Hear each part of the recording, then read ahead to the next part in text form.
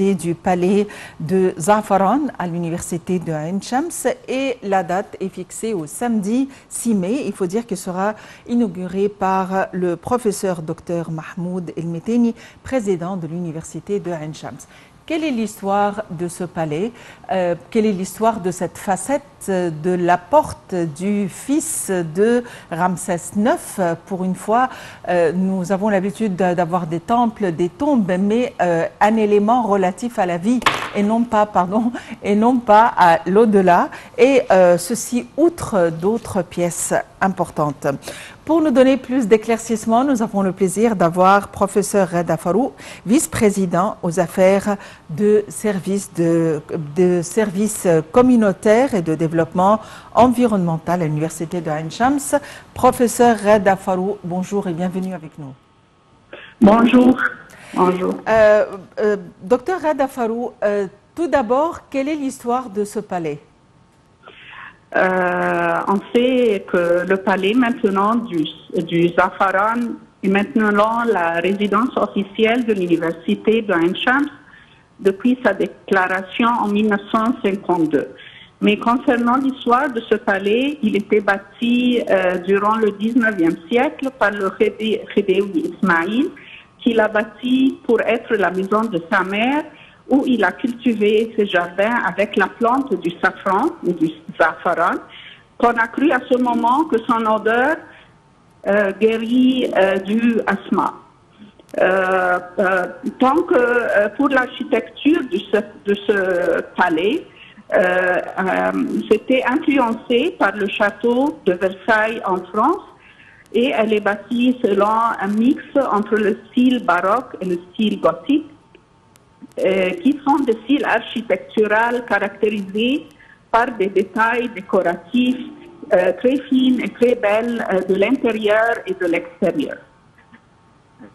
Et c'était pour cela que l'administration universitaire et l'équipe de direction de l'université de Ain Shams, dirigée par le professeur Dr Mahmoud El Metteni, le président, ont estimé que le palais du Za'afaran devait avoir la statue patrimoniale qu'il mérite et qu'il devait être présenté à ses visiteurs sous la forme d'un musée patrimonial et pédagogique, et que ça sera ouvert pour les étudiants de l'université, les membres du corps professoral, les employés et les autres visiteurs de l'université, soit nationaux ou internationaux.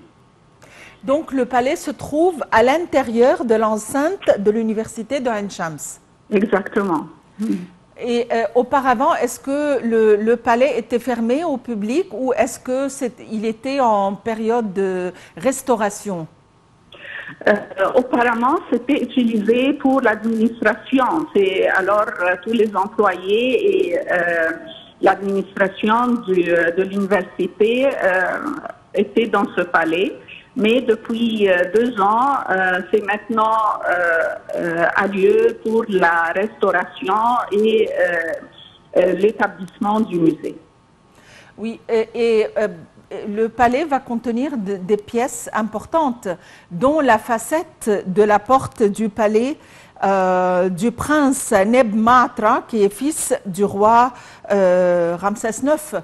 Et donc, tout le monde vraiment est curieux de voir un objet relatif à la vie, parce que dans la civilisation ancienne, tout était relatif à la mort et à l'au-delà. Est-ce que ces pièces sont transférées, c'est-à-dire qui se charge du transfert de ces pièces? Actuellement, il y a des travaux qui sont effectués avec l'approbation et la coopération du Conseil suprême d'Antiquité, étant donné que le palais est enregistré comme antiquité, ainsi que l'approbation de prêter au musée une collection distinctive d'antiquité et un protocole d'emprunt des antiquités et comment les conserver, les gérer, ont été signés entre l'université de Ain Shams, représentée par le professeur Dr Mahmoud El Metteni, le président, et le Conseil suprême d'Antiquité, qui était représenté par Dr Mustafa Waziri, secrétaire du Conseil suprême des Antiquités. Et le protocole était signé le samedi 29 avril 2023. Et une équipe de travail distinguée a développé le plan de restauration, la vision nécessaire et le scénario d'exposition selon les méthodes modernes et récentes d'exposition muséale. Les travaux de restauration ont pris combien d'années pour préparer ce bâtiment antique au public? La restauration a commencé depuis à peu près un an et qu'on va ouvrir une partie qui est le musée, le réel musée, le samedi prochain, tandis que le reste du bâtiment, du palais, va être prêt après encore 6 mois. Alors, c'est en tous à peu près 18 mois. Oui. Et est-ce qu'il y a une entrée particulière au palais pour que le public n'ait pas à entrer ou à rentrer au sein de l'enceinte de l'université d'Ain Shams? Non, je vais raconter comment l'idée de musée, parce qu'il y a une idée de l'exposition. Tu sais que le palais, c'est 3 étages.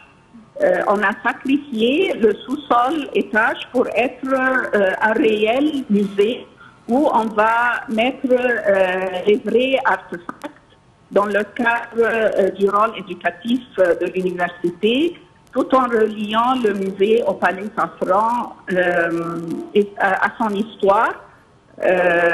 Et ça va être, comme je vous ai dit, un réel musée qui est sécurisé et qui est sous la dirigeation de le Conseil suprême. Tandis que le reste du palais va être ouvert pour le public pour quelques moments durant le jour. Alors, n'importe qui visite l'université peut monter et voir les différentes chambres, les peintures, la décoration qui racontent l'histoire du palais. Et comment est-ce que vous prévoyez l'inauguration? C'est-à-dire, est-ce qu'il y aura une cérémonie, il y aura des dispositions particulières? Exactement, parce que on va faire, comme on dit, une cérémonie. Il y a beaucoup de gens, des personnes qui seront invitées. Tu sais que l'exposition du musée est divisée en 3 genres d'exposition.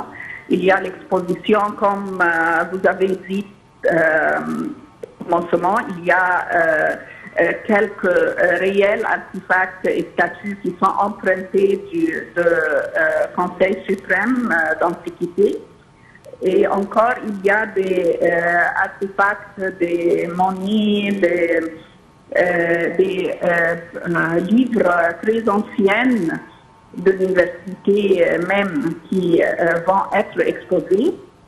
Et à la fin, il y a une exposition virtuelle avec le support d'illustration du musée, utiliser les technologies modernes comme le virtual reality, les écrans tactiles et le hologramme. Alors donc, le monogramme, c'est surprenant. C'est une nouvelle technique d'exposition à l'heure actuelle et je pense qu'il y a beaucoup de fans pour cette technique, pour raviver l'histoire. Exactement, et on travaille sur ces choses avec... il y a beaucoup d'experts de l'université, c'est-à-dire nous avons nos experts qui travaillent sur ces genres de modernes techniques. Et qu'en est-il quant aux tarifs et aux billets? Je pense que les billets et les tarifs seront à la disposition quand même des étudiants, n'est-ce pas? Ah, exactement, exactement. À votre avis, est-ce qu'il y a un intérêt qui a été démontré de la part des étudiants pour visiter ce musée? Il y a un intérêt pédagogique. Premièrement, c'est un trésor qui se trouve dans le campus de l'université et que tous les étudiants et tous les visiteurs doivent savoir sa valeur, premièrement. Deuxièmement, ça va servir pour l'école d'archéologie, pour tous ceux qui sont intéressés dans ce genre de sciences archéologiques, etc. Et encore, on a beaucoup des expéditions de recherche archéologiques qui sont faites par l'université, comme celle de Arab el-Hism et autres, qui vont relier tout cela avec ce qu'ils vont voir dans le musée. Professeur Ghada Farou, vous êtes vice-président aux affaires de services communautaires et de développement environnemental à l'Université de Ain Shams. Je vous remercie infiniment pour votre intervention. Avant de clôturer, j'aimerais vous rappeler que le 1er mai de chaque année, l'Égypte célèbre le jour du travail et cette célébration réverbère le grand reflète le grand intérêt qu'accorde l'État aux travailleurs compte tenu de leur rôle dans la société. Et cette fête a été célébrée en Égypte depuis l'aube de son histoire. Et nous serons tout près de vous pour vous faire part des célébrations de cette fête. Et évidemment, c'est un jour férié. Sur ce, reste à vous remercier pour votre attention, à vous souhaiter une excellente fin de journée et à la prochaine.